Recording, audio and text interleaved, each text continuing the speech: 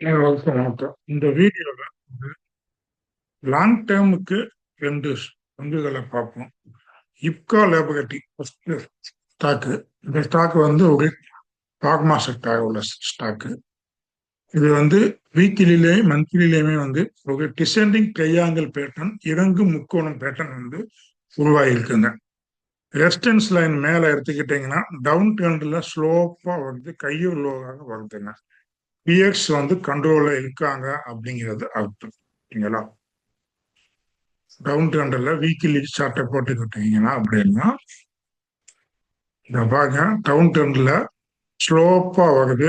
இது வந்து என்னன்னா பிஎஸ் வந்து இன்னமும் கண்ட்ரோல்ல இருக்காங்க அப்படிங்கிறது டிசெண்டிங் பேட்டர்ன்ல.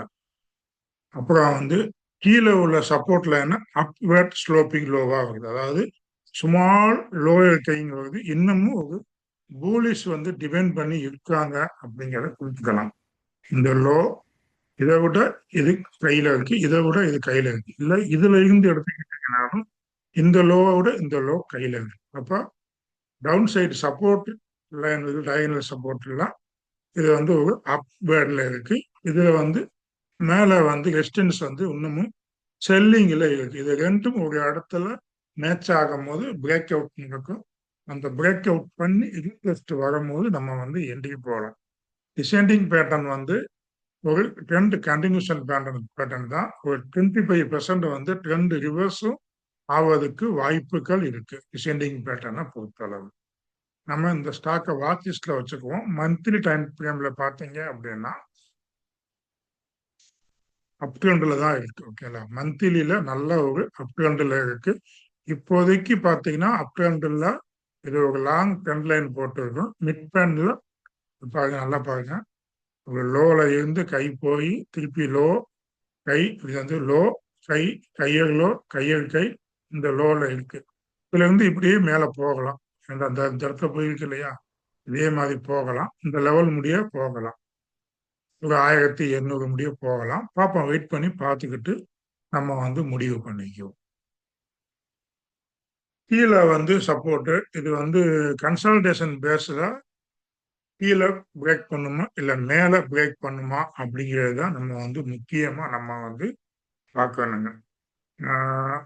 பூலிஷா பிரேக் அவுட் பண்ணுச்சு அப்படின்னா, ஆனால் பேரிஷா வர்றதுக்கு வாய்ப்பு இல்லை. மேஜர் ட்ரெண்ட் வந்து ஒரு அப் ட்ரெண்டில் மேஜர் ட்ரெண்ட் வந்து ஒரு அப் ட்ரெண்டில் இருக்கிறதுனால இது பூலிஷ் பயாஸ் தான் மேக்சிமம் போகும். கீழே வந்து இது அதுக்கு வாய்ப்பு இல்லை. ஏன்னா இதை பார்த்தீங்கன்னா இந்த இடத்துல கன்சல்டேஷன் ஆகி பிரேக் அவுட் ஆகி ரீடெஸ்ட் எடுக்குது. சப்போஸ் இந்த சேனலுக்குள்ள இதுக்குள்ள வந்துருச்சு, இந்த இந்த லெவலுக்கு பார்த்தீங்களா 1420 இதுக்குள்ள வந்துருச்சு அப்படின்னா இந்த பேட்டர்ன் வந்து இன்வேலிடா மாறிடும். இப்போ நம்ம என்ன செய்வோம் அப்படின்னா இந்த ட்ரெண்ட் லைனை தூக்கி மேலே மாட்டி பார்ப்போம். இப்படி இருக்கிற ட்ரெண்ட் லைனை இப்படி வச்சிருவோம். ஓகேங்களா? அதனால வெயிட் பண்ணுவோம். வெயிட் பண்ணி பார்த்துக்கிட்டு ரீடெஸ்ட் எடுக்கிறது. அடுத்து ஒரு பூலிஷ் கன்ஃபார்ம் பூலிஷ் கேண்டில், நல்ல ஒரு பூலிஷான கேண்டில், தாங்கான கேண்டில் வருதான்னு பார்ப்போம். பார்த்துக்கிட்டு ஆர்எஸ்ஐ வீக்லி ஆர்எஸ்ஐ வந்து 55க்கு மேலே தான் இருக்கு. அது ஒரு பூலிஷ் தான். மூவிங் ஆவரேஜ் 20க்கு மேலே இருந்துச்சு அப்படின்னா, மூவிங் ஆவரேஜ் 20க்கு மேலே தான் இருக்கு. 20க்கு மேலே தான் இருக்கு. அதில் பூலிஷ் பயாஸில் தான் இருக்கு. ஆனால் ஸ்லோ மூவ்மெண்ட்ல தான் இந்த ஸ்டாக்கு வந்து மூவ்மெண்ட்டை கொடுக்கும். அதை நீங்க ஞாபகம் வச்சுக்கோங்க. இப்போ டே டைம் ஃப்ரேம்ல பார்த்தீங்கன்னா டே டைம் ஃப்ரேம்லயுமே ஒரு நல்ல ஒரு ஸ்லோப் இல்லாமல் நல்ல ஒரு இதில் வந்து ஒரு சேனலை கூட இது போட்டுக்கலாம். மைனர் ட்ரெண்டு ஒரு சேனலுக்குள்ள வந்து அதை பிரேக் பண்ணி ரீடெஸ்ட் எடுத்துட்டு மேலே போகிற மாதிரி தான் இருக்கு. அப்போ வீக்லி மந்த்லி டெய்லி எல்லாத்துலேயுமே அப் ட்ரெண்டில் இருக்கு. ஆர்எஸ்ஐயுமே 65க்கு மேலே இருக்கு. மூவிங் ஆவரேஜ் 20க்கு மேலே தான் இருக்கு. Weekly moving average, daily moving average எல்லாமே 20க்கு மேலே தான் இருக்கு. இந்த ஸ்டாக்கை நம்ம வந்து வாட்ச் லிஸ்ட்ல வச்சுக்கோங்க. வச்சுக்கிட்டு நீங்க வந்து முடிவு பண்ணிக்கோங்க. உங்க அட்வைஸர்கிட்ட கேட்டுக்கிட்டு முடிவு பண்ணிக்கோங்க. இது பிரேக் அவுட் எப்ப மேல பிரேக் அவுட் பண்ணுச்சு அப்படின்னா 1800 2000 முடிய கூட இது வந்து போக வாய்ப்புகள் இருக்கு. அதே நேரத்துல கீழே பிரேக் டவுன் பண்ணுச்சுன்னா அது வந்து மேற்கொண்டு ஒரு ஃபர்தரா டவுன் ஃபால் வரலாம். 1200 1300 உடைச்சிச்சு அப்படின்னா 1200 முடிய கூட வருவதற்கு வாய்ப்பு இருக்கு. அதனால வெயிட் பண்ணி பார்த்துக்கிட்டு உங்க அட்வைஸர்கிட்ட கேட்டுக்கிட்டு நீங்க முடிவு பண்ணிக்கோங்க. இப்ப நம்ம அடுத்த கம்பெனியை பார்ப்போம். அதுக்கு முன்னாடி நம்ம இந்த டிசெண்டிங் பேட்டர்ன் எல்லாருமே என்ன சொல்லுவாங்க அப்படின்னா, இந்த மாதிரி கீழே ஒரு ஸ்லோப்பா இருக்கணும். அதாவது நேர்கோட்டில் இருக்கணும். மேலே ஸ்லோப்பா வரும். அதுதான் சரியான டிசெண்டிங் பேட்டர்ன் அப்படின்னு சொல்லுவாங்க. நம்ம அந்த மாதிரி நம்ம எடுத்துக்க வேண்டாம். இந்த பாருங்க, இதுவும் ஒரு டிசெண்டிங் பேட்டர்ன் தான். மேலே உள்ள லைனை பாருங்க.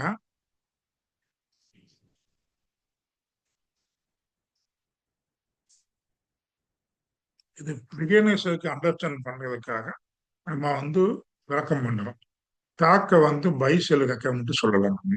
இப்ப பாருங்க, இதுவுமே ஒரு டிசெண்டிங் பேட்டர்ன் தான். மேல வந்திருக்கு, ஸ்லோப்பா வந்திருக்கு, கீழேயும் மேலே ரைஸ் ஆகிட்டே போயிட்டு. இது பாருங்க, மேல இருந்து கீழே ஸ்லோப்பா வந்திருக்கு. இது மைல்டு ஸ்லோப்பா இருக்கு. இதை பாருங்க, இது சிமெண்ட்ரிக்கல் பேட்டர்ன் மாதிரி இருக்கு. இதை கூட இதையுமே நம்ம ஒரு அசெண்டிங் பேட்டர்னா கூட நம்ம கன்சிடர் பண்ணிக்கலாம். டிசெண்டிங் பேட்டர்னா கூட கன்சிடர் பண்ணிக்கலாம். ஓகேங்களா? நல்ல டிசெண்டிங் பேட்டர்னை பொறுத்தளவு இந்த மாதிரி தான் வரும். பெரும்பாலும் கண்டினியூஷன் பேட்டர்ன் தான் வரும். இந்த டிசைனிங் பேட்டர்ன் வரும்போது நம்ம நீங்க எலியாட் வேவ் படிச்சிருந்தீங்கன்னா எலியாட் வேவை இப்போ நம்ம அப்ளை பண்ணலாம். எப்பவுமே எலியாட் வேவை எப்போ அப்ளை பண்ண diagonal support and resistance drop பண்ணும்போது இந்த இடம் லெவல் முடிய போகும்போது நம்ம டிராப் பண்ணிக்கலாம். இப்போ வீக்கில் எடுத்துக்கிட்டீங்கன்னா நல்ல ஒரு அப் ட்ரெண்ட் வந்துருக்கு.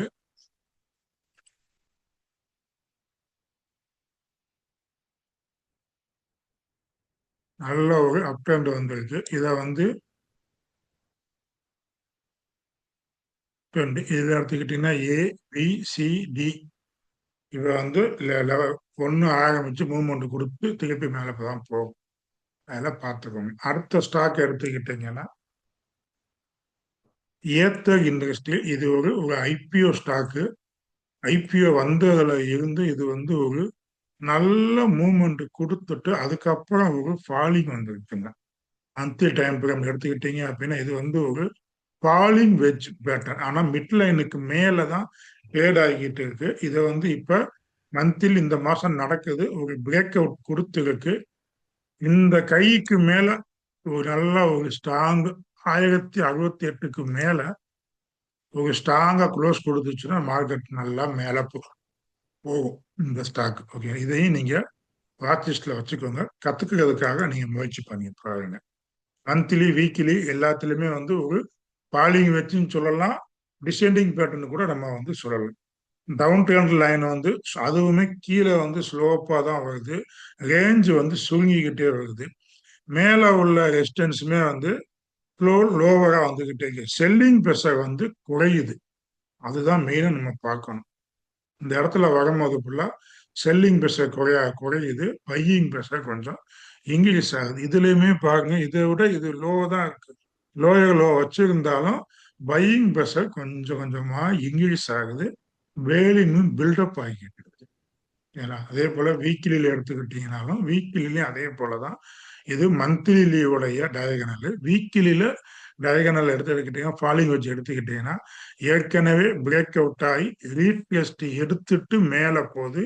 வீக்லியில உள்ள டயகனல் ஃபாலிங் வச்ச பிரேக் அவுட் ஆகி ரீடெஸ்ட் எடுத்து மந்த்லியில் உள்ள ரெசிஸ்டன்ஸையும் பிரேக் அவுட் பண்ணி திரும்ப ரீடெஸ்ட் எடுத்துட்டு மேல போகலாம். இந்த ஸ்டாக்கு நான் கோல்டு பண்ணுறேங்க.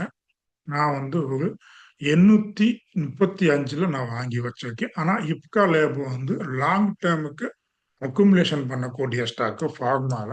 அதனால எப்பெல்லாம் புல் பேக் வருதோ அப்பப்பெல்லாம் அந்த ஸ்டாக்கை நான் வாங்கிக்கிட்டே வருவேன். ஏன்னா லாங் டேர்ம் நல்ல அப் ட்ரெண்ட்ல இருக்கிறதுனால இந்த இடத்துல வரும்போது திருப்பி நான் வாங்குவேன். திருப்பி மேலே போய் மேலே ஒரு பேட்டர்ன் அந்த பேட்டர்ன் வாங்கிட்டே இருப்பேன். அது ஒரு அக்குமுலேஷன் ஸ்டாக்கு. இதுவுமே ஏத்த இண்டஸ்ட்ரியுமே எடுத்துக்கிட்டிங்கன்னா ஒரு கெமிக்கல் செக்டாரு, அது ஃபார்மா செக்டாரு. இதுவுமே நல்லா இருக்கு. நல்லா வெஜ் பேட்டர்ன் போயிட்டு பிரேக் அவுட் ஆகி இம்ப்ரூவ்மெண்ட் கொடுத்துக்கிட்டு இருக்கு. இதையுமே வீக்லி மூவிங் ஆவரேஜ், ஆர்எஸ்ஐ எல்லாமே 55க்கு மேல இருக்கு. ஆனா வீக்லி மூவிங் ஆவரேஜ் வந்து ஒரு 70 கிட்ட ட்ரேட் ஆகிட்டு இருக்கு. அதனால சின்ன ஒரு மைல்டு கரெக்ஷன் வரலாம். வந்தா என்ன ஒரு 870, 880 முடிய வரலாம்.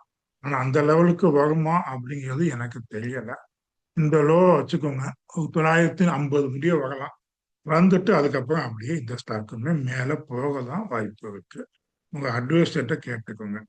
2022 ஐபிஓ லோல இருந்து நல்லா மூவ்மெண்ட் கொடுத்து அதுக்கப்புறம் வந்து கரெக்ஷன் ஆகி ஒரு வெஜ் ஃபார்மேஷன் ஆயிருக்கு. 2023ல இருந்து 26 முடிய ஜனவரி மாசம் 18ஆம் தேதி முடிய ஒரு வெஜ் பேட்டர்ன் ஃபார்ம் ஆயிருக்கு. 2022 தான் இது ஐபிஓ வந்து 1400 முடிய போயிட்டு அதுக்கப்புறம் டவுன்ஃபால் ஆயிடுச்சு. ஓகேங்களா? இப்ப வந்து ஜனவரியில எடுத்துக்கிட்டீங்கன்னா 2026 ஜனவரியில ஒரு ஸ்ட்ராங்கான மூவ்மெண்டம் கொடுத்துருக்கு. இன்ட்ராடே கை நேத்துடைய கை எடுத்துக்கிட்டா 1021 வீக்லியில 4% கை கொடுத்திருக்கு.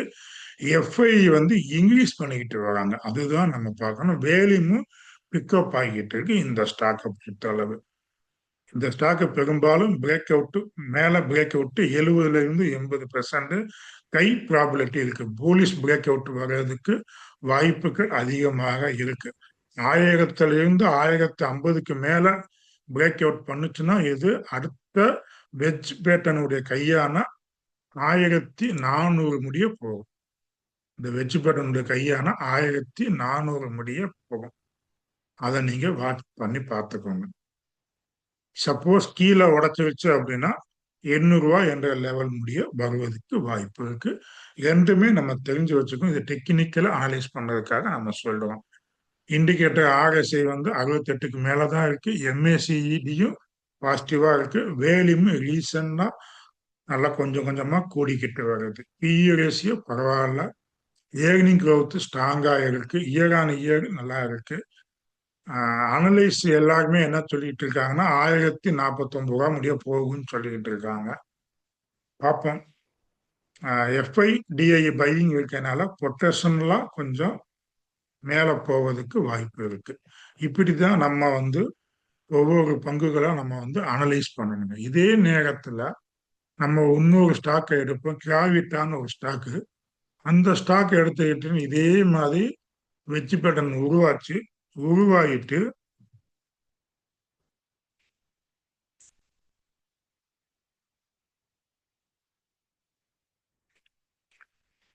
கிராவிட்டா GAR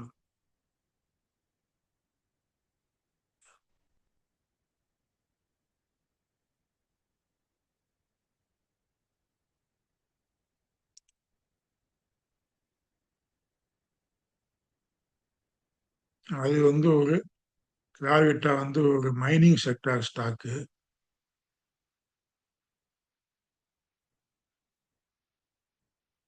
இங்க எடுத்துட்டு சொல்லுவோம்.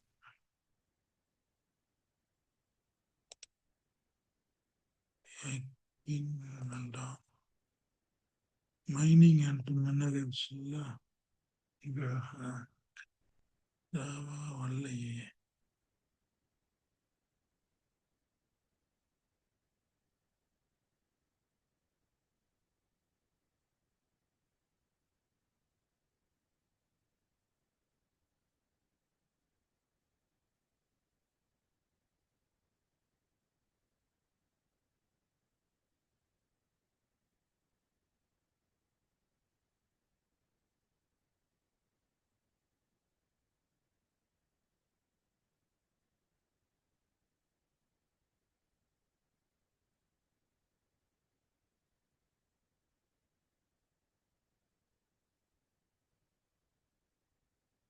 கிராவிட்டா ஸ்டாக் எடுத்துக்கிட்டீங்க அப்படின்னா மந்த்லியில பார்த்தீங்க அப்படின்னா இந்த ஸ்டாக்குமே வந்து ஒரு ஃபாலிங் வச்சு தான் வந்துச்சு.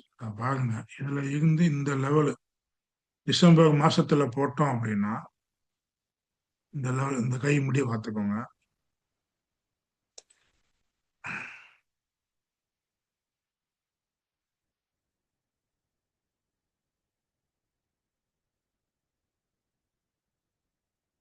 திரும்ப உள்ள வந்துருக்கு. இது வந்து டிசம்பர் மாதம் எடுத்துக்கிட்டோம் அப்படின்னா, டிசம்பர் மாதத்துல நான் பார்த்தது.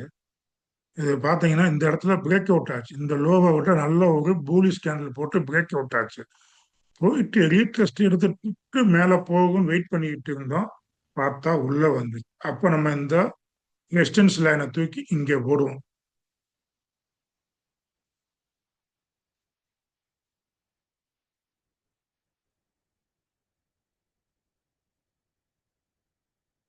இங்கே போடுவோம். இப்ப இப்பவுமே இருக்கு. திருப்பி இந்த இடத்துல வந்துட்டு மேலே போகும்போது ரீடெஸ்ட் எடுத்து வந்துச்சுன்னா மேலே போகும். அந்த நேரத்துல நம்ம வந்து வெயிட் பண்ணி பார்க்கணும். பார்த்துட்டு தான் நம்ம வந்து முடிவு பண்ணணும். அதனால வந்து எப்பவுமே ஒரு பேட்டர்ன் வருது அப்படின்னா, பேட்டர்ன் நம்ம உடனே நம்பி நம்ம வந்து எடுத்துக்க கூடாதுங்க. இந்த பேட்டர்ன் வந்து ஃபெயிலியர் ஆகிறதுக்கும் வாய்ப்புகள் அதிகமாக இருக்கு. அதனால தான் நம்ம வந்து பிளேஸ் ஆக்ஷன் முடிச்சுட்டு அதுக்கப்புறம் எலியாட் வேவை பார்க்கணும் அப்படின்னு சொல்லி. இப்போ எலியாட் வே படி பார்த்து ட்ராப் பண்ணி பார்த்தோம்னா இது வந்து நம்ம எண்டில் போயிருக்க மாட்டோம். ஆனால் ஏர்டெல் இண்டஸ்ட்ரியில வந்து நம்ம வந்து எண்டில் போயிருக்கோம்.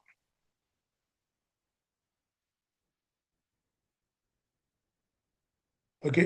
இதுதான் அடுத்தடுத்து வீடியோல நல்ல நல்ல இதாக போடுவோம். பிகினர்ஸுக்கு உகந்ததாக போடுவோம். எனது வீடியோ உங்களுக்கு உபயோகமாக இருந்துச்சு அப்படின்னா சப்ஸ்கிரைப் பண்ணிக்கோங்க. நான் இன்னொரு சேனலும் வச்சிருக்கேன், ஸ்மார்ட் தமிழ் ட்ரேடர்ஸ்ன்னு சொல்லி. அந்த சேனல்ல வந்து வீடியோ அதிகமாக போடுறது இல்லை. இப்போ இந்த சேனல்ல தான் போட்டுக்கிட்டு இருக்கேன். இந்த சேனலை நான் யார்கிட்டையும் ப்ரொமோட் எதுவும் பண்ணுறதில்ல. நான் வீடியோ போட்டு அவங்களெல்லாம் பிடிச்சி சப்ஸ்கிரைப் பண்ணால் வரட்டும் அப்படின்ட்டு முடிவு பண்ணியிருக்கேன். ஓகே. எனக்கு இன்னைக்கு ஒருத்தர் சப்ஸ்கிரைப் பண்ணியிருக்காரு. அவருக்கு என்னுடைய வாழ்த்து. தேங்க்யூ.